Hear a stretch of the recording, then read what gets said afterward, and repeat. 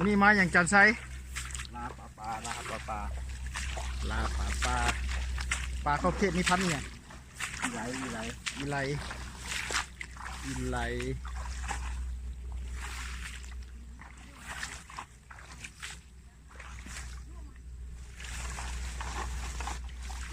ปลาอีไล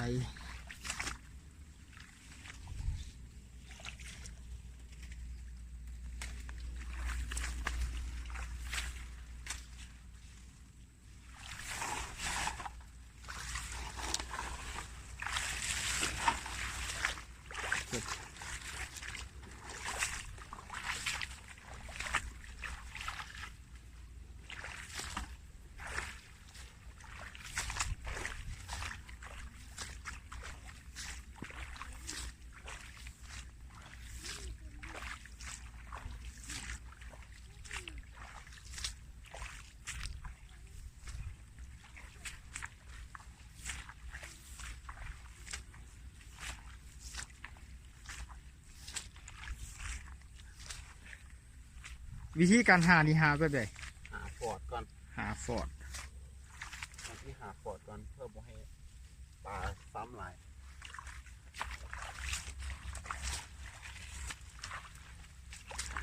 นี่เริ่มครับกำลังตีกันเลยอ๋อถูกนี่เป็นฟอร์ดของปลากัด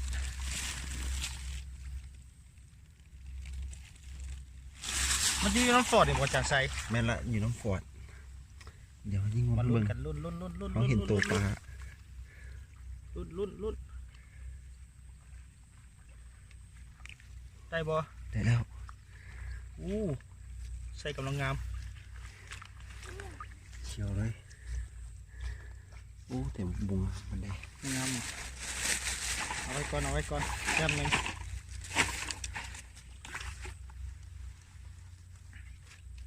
เห็นแล้วนะเห็นฟอร์ดแล้วปะนักเลงปลากัดรุ่นสืบทอด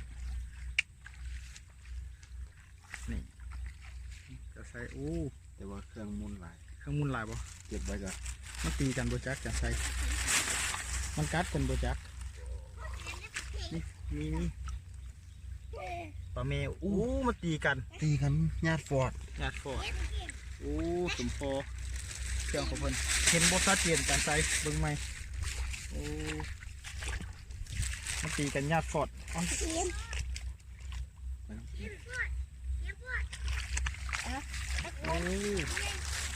โอ้นักเลงปลากัดเห็นฟอร์ดแล้ว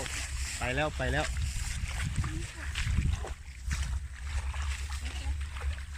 ตามคนเดียวมาก่อนเลย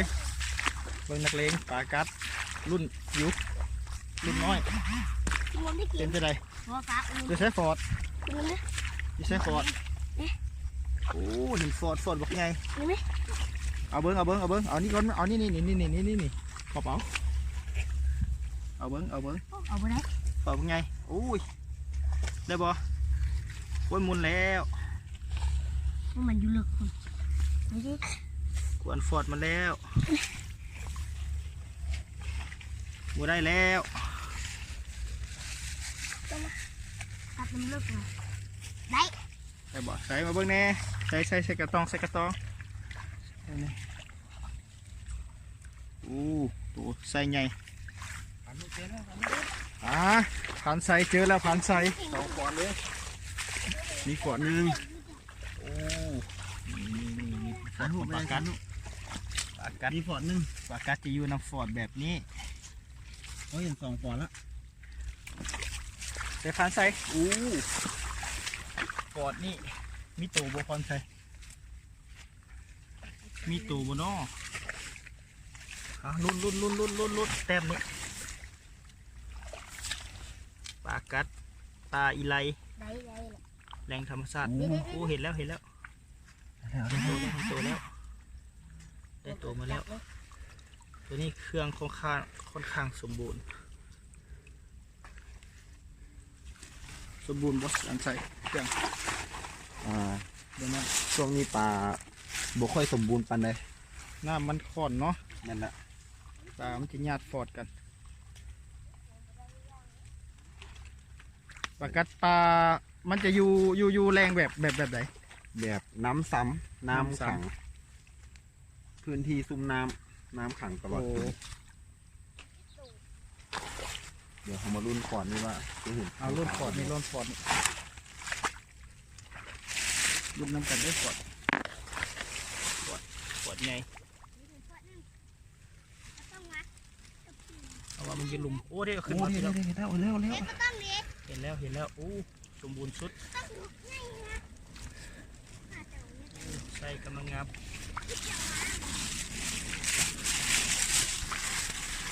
แล้วก็เหตุการณ์ใส่ผง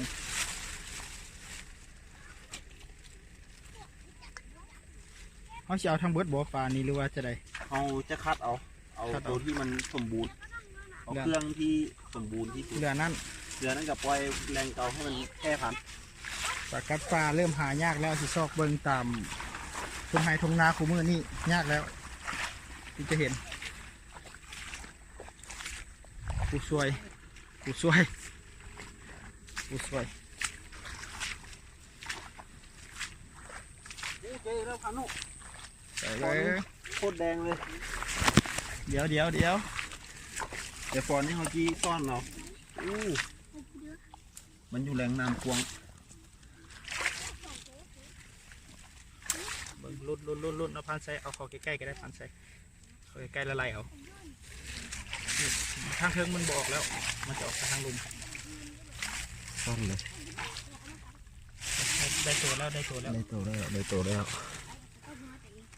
ได้ตัวมาแล้ว อุ้ย โอ้เครื่องค่อนข้างสมบูรณ์ตัวนี้สมบูรณ์แต่ว่าเครื่องน้อยเครื่องยังน้อยอยู่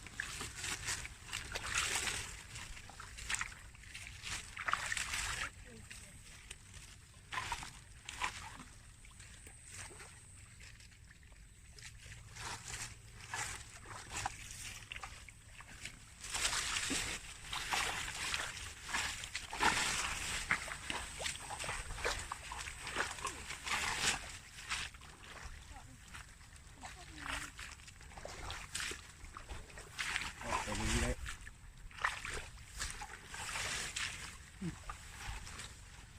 แรงนี่เป็นแรงที่ว่ายังอุดมสมบูรณ์เนาะที่ว่ายังมีปลากัดปลาพันธุ์อีไลยังหลาย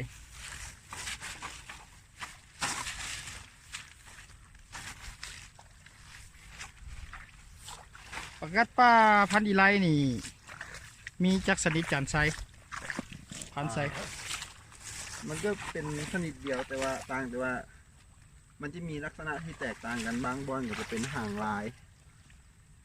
บางบอลก็จะโบราย มันจะเป็นฟ้าเขียว ปลา เพ เขี ราะ ยว ว่าเขาน่าจะ โบแมนจะใส่โบแมนขอดันโบแมนแน่นอน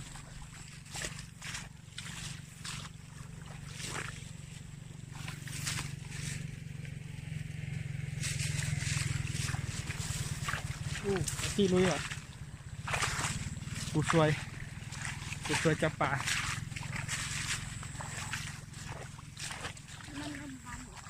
ลองปิ่งเนี่ยลูกนี่ปิ่งนี่ปิ่งกันนี่แหละเขาจะเลี้ยงกูมาใส่มันมีปิ่งด้วยลูกปิ่งดูดเลือดด้วยมีระวังเด้อแหนอย่าไปยืนอยู่ใช่ไหมยัง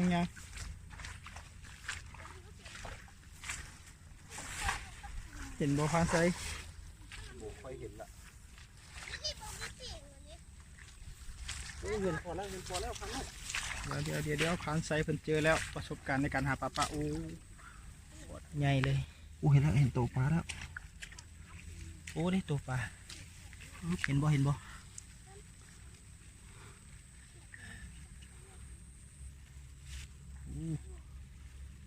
่รอดมือพานใส่เพิ่นได้ อู้ตัวนี้ค่อนข้างสมบูรณ์ สมบูรณ์ อุ้ย โอ้ย อ๋อ เฮียเลย อู้ยังอยู่ อยู่บ่โอ้ ยังอยู่สมบูรณ์หลายตัวนี้ สมบูรณ์ได้เองมันน้อยเลยมือพันใส่ใหญ่ เป็นน้ำมือเขาไง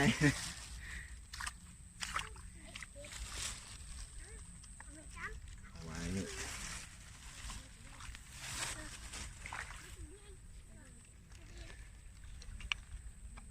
ใส่โซ่แน่โซ่แน่ เห็นบ่ อีก1 แต้มเห็นบ่ค่อยชัดเจนปานใดเดี๋ยวไปรุ่นกันรุ่นตอนคัด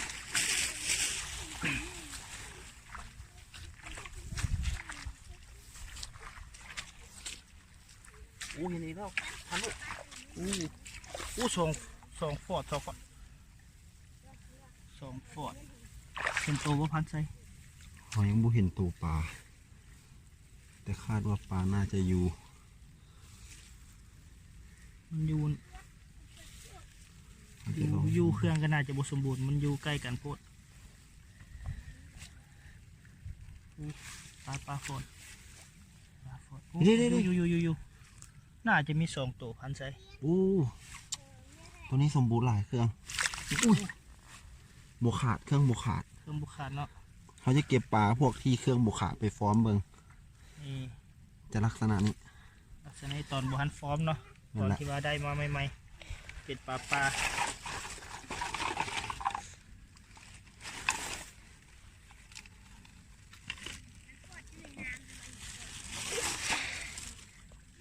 ลี่ยนคือแยก อีก1 แต้ม เปลี่ยนคือแยกกัน หลังจากเขาเอาปลาแล้วเขาชิพาไปเบิ่งแหล่งไผ่บ้านไว้ไผ่น้ำเนาะไผ่น้ำใส่ปลากัด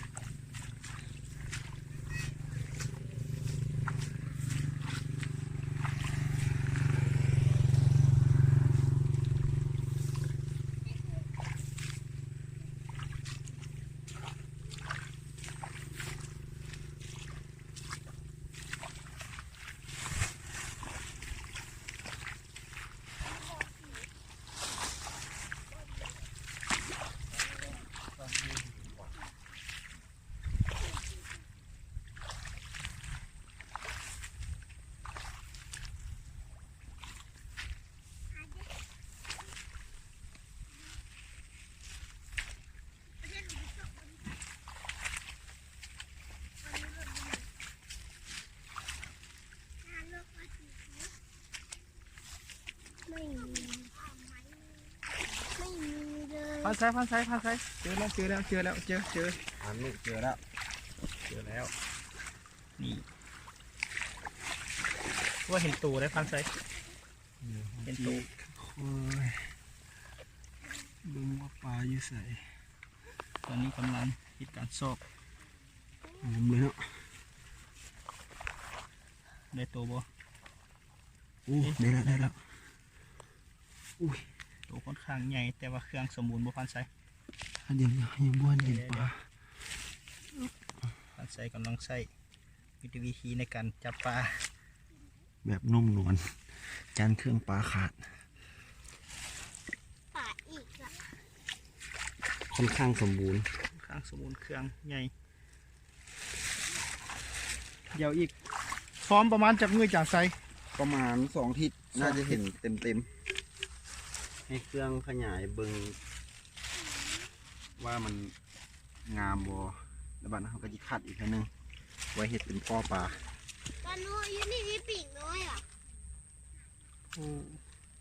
บาลูอยู่นี่มีปีกน้อยอ่ะ นี่ลูก มึงมีปีกใหญ่อ่ะ นี่ปีใหญ่ก็มี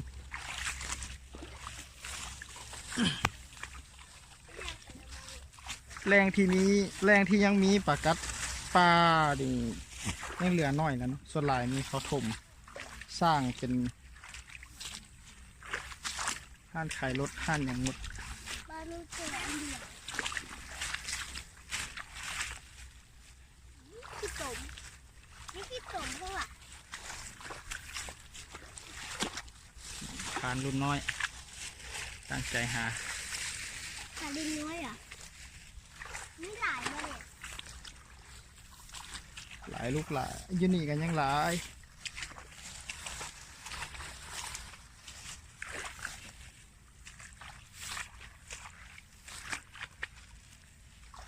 นี่นักเลงประกัดรุ่นน้อยฮะ ก็มีเลย โอ้โหหูฟอดอยู่อะเห็นฟอดแล้วพานไซเห็นฟอดแล้วพันป่าโอ้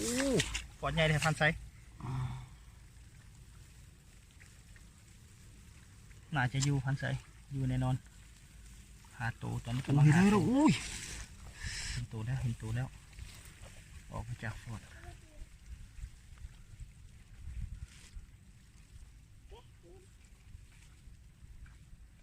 ตัวหนึ่ง การจับจะจับค่อยๆเนาะจับบ่ให้เครื่องมันขาด อ๋อเขียวเลย เขียวงามตัวนี้เขียวขนาดงามลายตัวนี้ อู้เจออีกแล้ว อยู่ใกล้ๆกันเลย แต่ว่าเป็นฟอร์ดน้อยตัวนี้ ฟอร์ดหน่อยฟอร์ดหากับสีฟอร์ด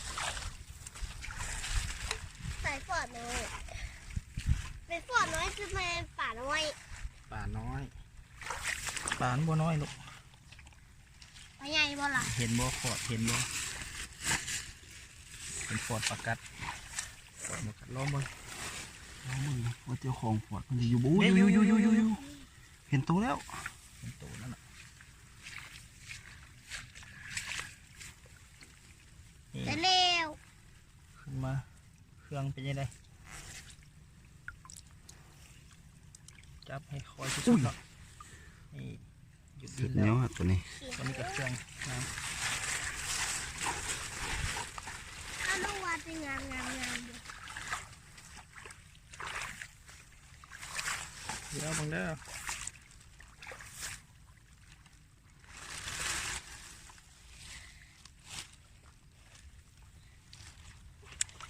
ใส่ตุ๊กแบบนี้บ่ตายบ่การใส่ โบตายเขาใส่ตุ๊กแบบนี้เครื่องเขาจีแยกถ้าเอาไปใส่รวมเขายานปลากัดกันเดี๋ยวมันจะเครื่องบ่สมบูรณ์ เจ้าโอ้ นี่ตัวนี้งามหลาย เครื่องงาม งามหลายตัวนี้ตาเบิ้งอยู่ในตุกนี่ ฟอร์ม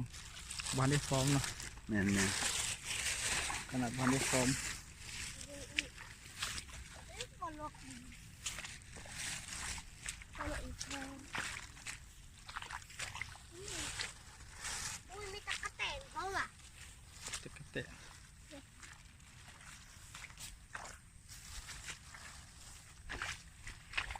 เดี๋ยวมันจะไปชอบตุกนี่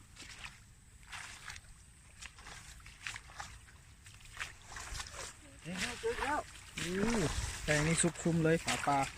ไปไหลฟอร์ดใหญ่แดงจึงคืง เห็นตัวปลาแล้ว เห็นตัวปลาเห็นตัวแล้วมาลุ้นกันลุ้น คนเลย โอ้ลูกปลาออกหมดไอ้ตัวโอ้ ปลาน้อย ฟอร์ดแตกแล้วบ่ หัวแตกแล้ว ฟอร์ดแตกแล้วไปแล้วจัดการใส่ปุยอยู่แล้วฟอร์ดก็แตกแล้ว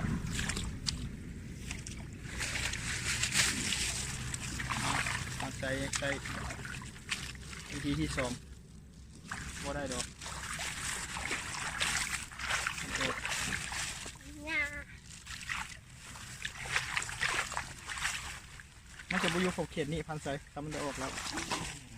บ่ได้แน่นอน โอ้โหเสียดายขาดแล้ว1 แต้ม แต้มสำคัญขาดแล้ว นี่ไข่มันอันนู้นนี่ไข่มัน เมื่อวันไข่อันนั้นไข่แมงดาลูกระวังกระปิง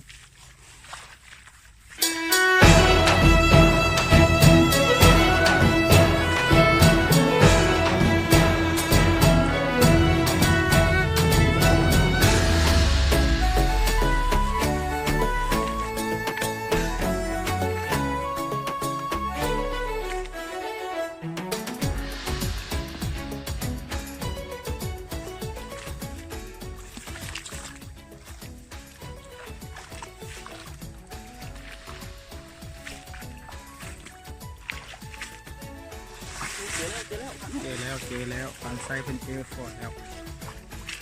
อ๋อฝนในงานไม่ดี ฟอร์ดใหญ่เห็นตัวบ่นี่เห็นพันใส่อยู่บน โอ้ยแล้ว ใส่ก็เห็นแล้ว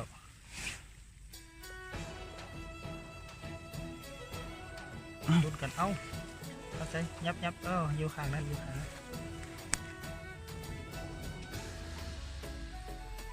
อ๋อพลาดอีกแล้ว แล้วหนึ่งแต้ม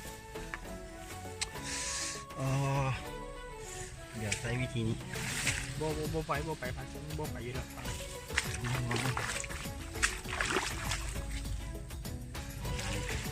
มันต้องมันบ่ไปมันไปบ่ถึง โอ้ย นี่พันใส่โอ้ฝนไง โอ้ฝนนี่ ฝนนี่ยากไหนสัมพวดปากกระเดิดโอ้เห็นตัวอีก นี่ใส่ขนม ยืนนี่เอาเนี่ยเอาเนี่ย อุ้ยได้ ไม่ได้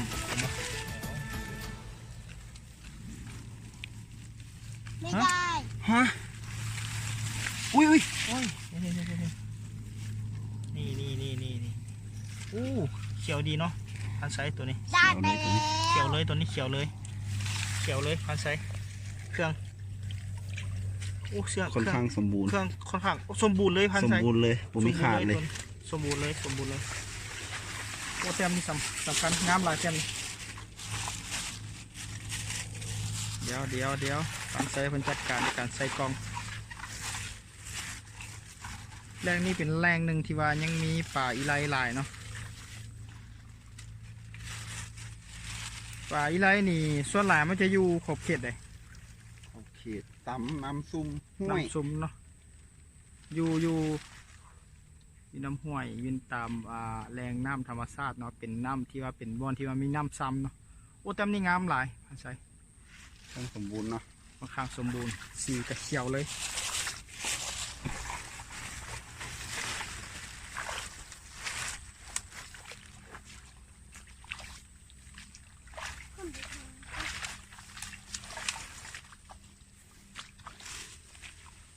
ป่ากัดปลาขอบเขตนี้ลักษณะมันจะเด่นๆเมี่ยงเนี่ย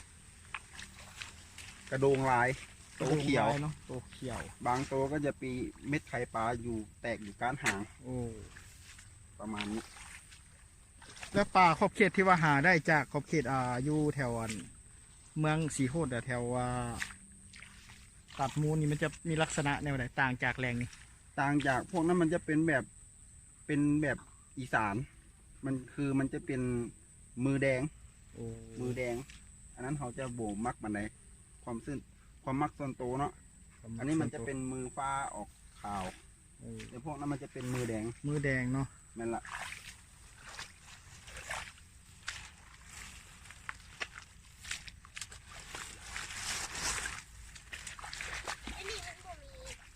นี่มาล่าปลาอีไล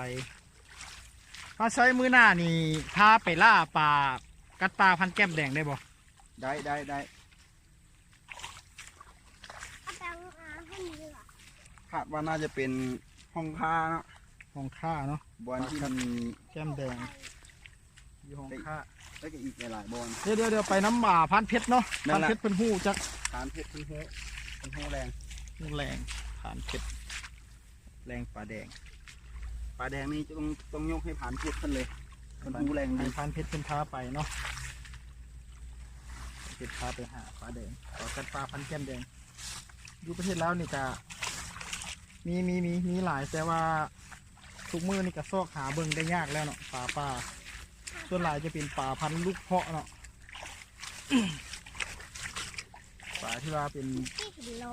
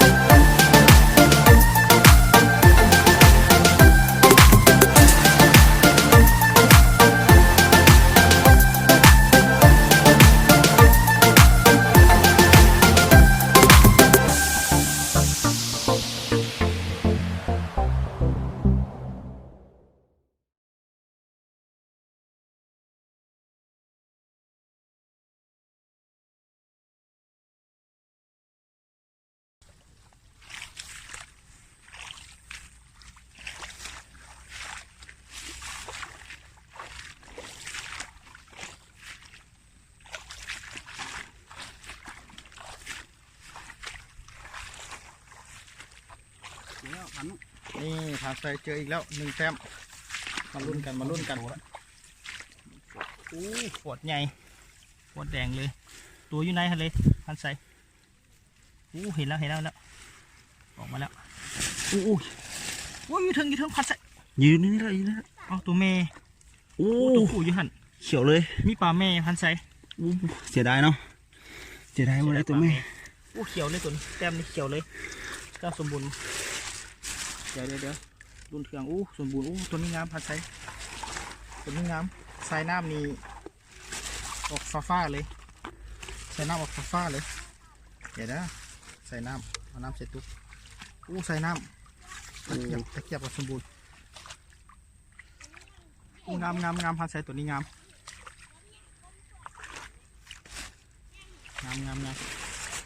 เลยหนึ่งแต้มแล้วอู้ ระวังน้ำต่อ พันน้อยอ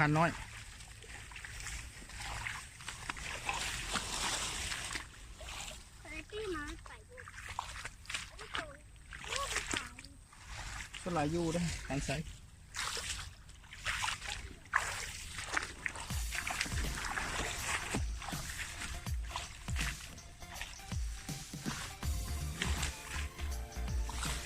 มาลีแท้ ดูเต็มที่รถมือกันอาบน้ำเอาเด็กน้อยบ่เคยเจอเนาะบ่เคยเจอจะเคือเกิดมาบ่เคยเห็นเด็กน้อยยุคนี้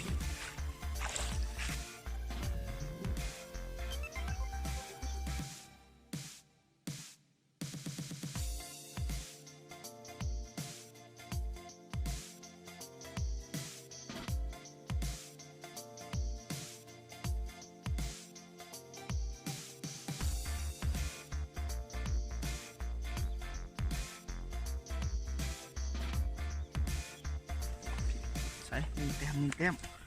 มารุ่นกันแถวนี้หายากนะจ๊ะปล่อยไหมเอาเลยเห็นปลาบ่ใส่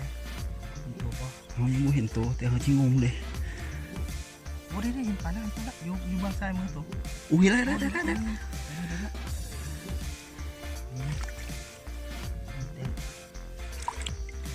นสมบูรณ์โอ้ ใหญ่เนาะไส้ใหญ่เลยตัวนี้ไส้ให โห ญ่ กระดงลาย กระดุมลายอีกไส้ใหญ่เลยเดี๋ยวการใส่ผมจะเอาใส่ตุ๊กมาให้เบิ่ง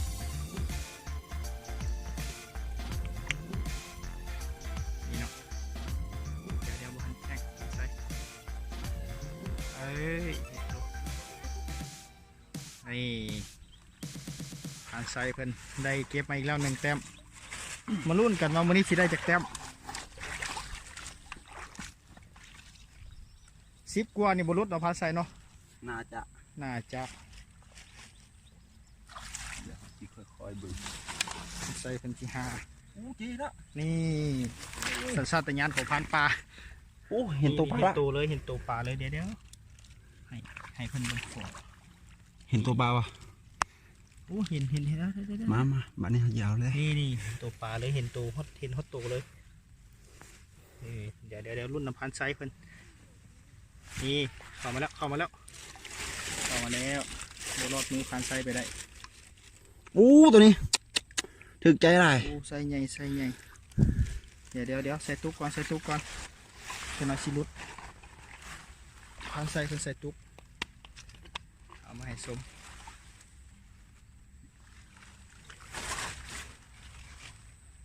โอ้ยโอ้ตัวนี้ นี่ปลาอีไลบ้านเฮางามบ่แพ้ปลา สุดยอดเลยตัวนี้ ยังบ่แจ้งม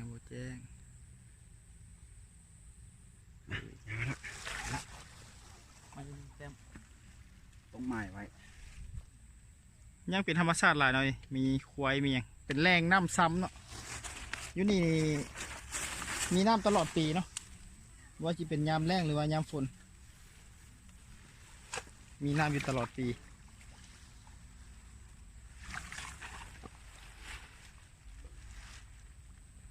นี่ เจอแล้ว เจออีกแล้วพันไซมันเจออีกแล้ว ต้องอาศัยประสบการณ์ในการหา สุดยอดเลยฟอร์ดนี่ ฟอร์ดใหญ่ดีเดี๋ยวพอสมบูรณ์หลาย ฟอร์ดมีความสมบูรณ์แสดงว่าปลาอยู่บนนี้เนาะมีความอุดมสมบูรณ์ฟอร์ดนี่บ่งบอกแนวใดเกี่ยวกับปลาเนี่ย ถ้าเป็นฟอร์ดสมบูรณ์แบบที่จูมแบบที่แสดงว่าปลาตัวนั้นมันก็จะพร้อมที่จะผสมพันธุ์แล้วว่า มีความสมบูรณ์หลาย แต่ว่า ฟอร์ดก็มีความสมบูรณ์โอ้ย แล้วบ่ได้ บ่เห็นตัวมันบ่อยู่เนาะ บ่อยู่ฟอร์ด ออกไปหากิน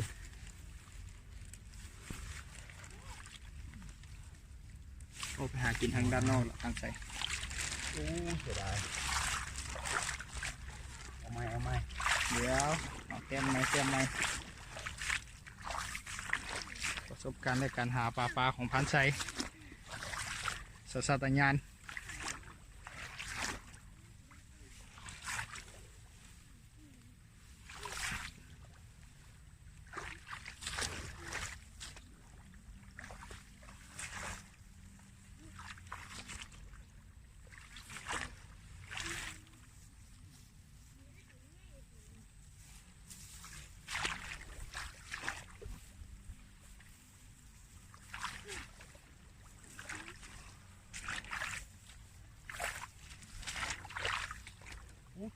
เจอแล้วพันไซเพิ่นเจออีกแล้ว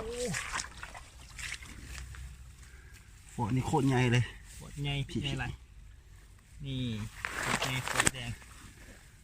ฟอร์ดนี่ใหญ่หรือพันไซเห็นตัวบ่ บ่เห็นแต่ว่าที่ลองงมเบิ่ง ลองเบิ่งเนาะรุ่น เสียง มารุ่นกันเลยวัดดวงกันเลยโอ้เจอแล้วนี่ใส่ใหญ่เลยพันใส่เดี๋ยวใส่ตุ๊กก่อนเดี๋ยวมันเหี่ย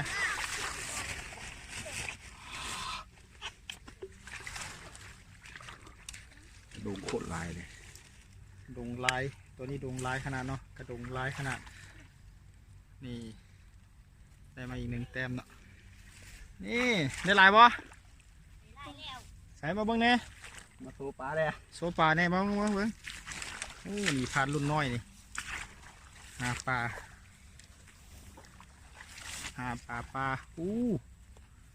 รวมกันเลยบุหัวเห็นบ่รวมกันเลยเนาะเป็น10เอาไปยัง เอาไปเลี้ยง เอาไปเลี้ยงให้ยัง เลี้ยงสี เลี้ยงตีถ้ามันตีเสียเรามาปล่อยคืนเด้อเอาไปเลี้ยงตีว่าซะแต่ว่าพระไซเดี๋ยวเอาไปเลี้ยงเอาไปยัง ทั้งตีทั้งเพาะพันธุ์ทั้ง ทั้งตี สวยงามครบสุด เนาะพันไซเพิ่นเมื่อหน้าเฮ็ดคลิปปลามันกัดกันเนาะให้พันไซเพิ่นเฮ็ดคลิปปลากัดกันให้เบิ่ง อยู่ฟอร์ดบ่อยู่ มันเป็นการทรมานปลาบ่เอาปลากัดกัน ฉันที่ว่าแบบสั้นกับแมน ป เป ลา รียบคือนักมวยหรือว่าไก่ตี ปลากัดเนาะมันเป็นปลาที่ มันมีสัญชาตญาณของสัตว์ป่าอยู่ละ เราเป็นงานนักสู้เนาะปลากัด ปล่อยไว้ธรรมชาติมันก็ตีกันคือเก่า อยู่ธรรมชาติก็ตีกันเนาะปลากัด โอเคอีกแล้ว เจออีกแล้วพันไซเจออีกแล้วมารุ่น ตัวนี้เหรอ น้ำคุณเนาะ เห็นแล้วเขาเห็น เป็น ปลา ตัวส่วนลายแถวนี้น้ำคุณโอ้ได้ขึ้นมาแล้วขึ้นมาแล้วพันไซ ได้แล้ว ได้แล้วพันไซมันได้แล้ว สุดยอดเลย ใส่ตุ๊กให้เบิ้งพันไซเดี๋ยวพันไซใส่ตุ๊กให้เบิ้ง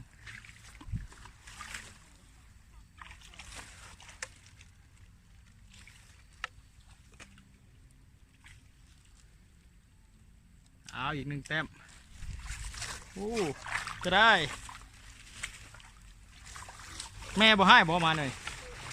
บ่ให้ดีกว่าลิงเกมเนาะเจออีกแล้ว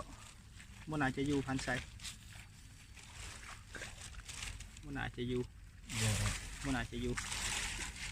พักเสาเฉยๆเฮ้ย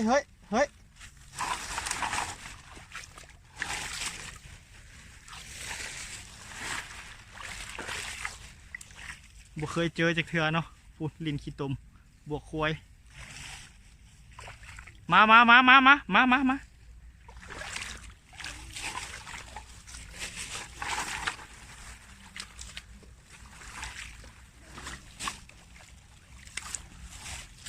ใส่เป็นหาง